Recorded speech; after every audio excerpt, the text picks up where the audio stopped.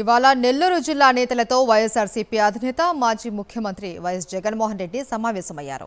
ఈ సమావేశానికి ఎంపీపీలు, జెడ్పీటీసీలు, మున్సిపల్ చైర్పర్సన్లు హాజరయ్యారు. తాజా రాజకీయ పరిణామాలు, జిల్లాలో నెలకొన్న సమస్యలపై చర్చించి నేతలకు దిశానిర్దేశం చేశారు వైఎస్ జగన్. ఇదే అంశానికి సంబంధించి మరింత సమాచారం మా కరెస్పాండెంట్ రవీంద్ర అందిస్తారు. లైవ్లో రవీందర్.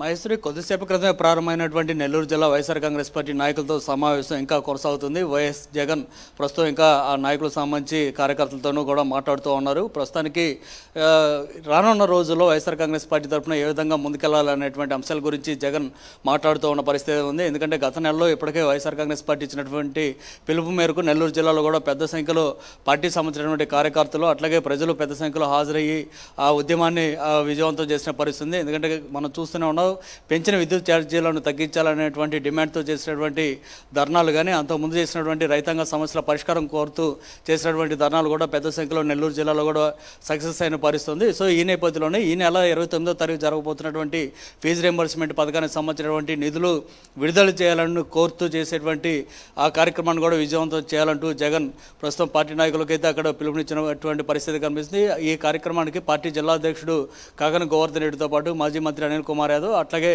అన్ని నియోజకవర్గాల ఇన్ఛార్జీలు కూడా హాజరయ్యారు. అట్లాగే జెడ్పీటీసీలు, ఎంపీపీలు కూడా హాజరైన నేపథ్యంలో వీరందరితోటి స్థానికంగా ఉన్నటువంటి క్యాడర్ను మొబిలైజ్ చేసుకోవడం ద్వారా ఈ నెల 29వ తారీఖు జరగబోతున్నటువంటి ధర్నాన్ని విజయవంతం చేయాలని వైఎస్ జగన్ పిలుపునిచ్చినటువంటి పరిస్థితి.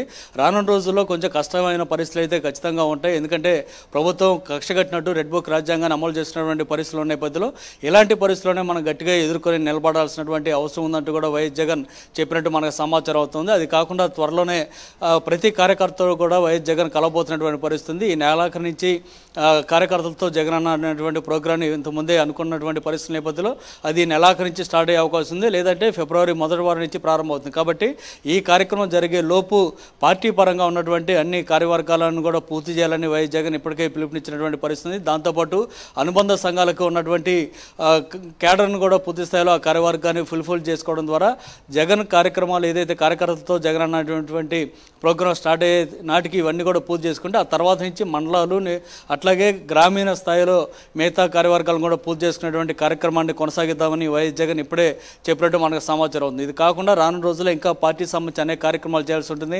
ఎందుకంటే ప్రభుత్వం చంద్రబాబు గతంలో చెప్పినటువంటి సూపర్ 6 హామీలు ఏ ఒక్కడు కూడా అమలు కాలేదు. కాబట్టి ప్రజల్లో ఇప్పటికే ఈ 7 నెలల్లోనే తీవ్రమైన వ్యతిరేకత కనిపిస్తుంది. సో ఇలాంటి పరిస్థితి నేపథ్యంలో పార్టీ మరింత యాక్టివ్గా ఉండడంతో పాటు ప్రజలకు సంబంధించి ఏ చిన్న సమస్య వచ్చినా సరే ఆ ప్రజా సమస్యల పరిష్కారం కోసం మనం పనిచేయాలని చెప్పి వైఎస్ జగన్ పిలుపునిచ్చినటువంటి పరిస్థితి కనిపిస్తుంది.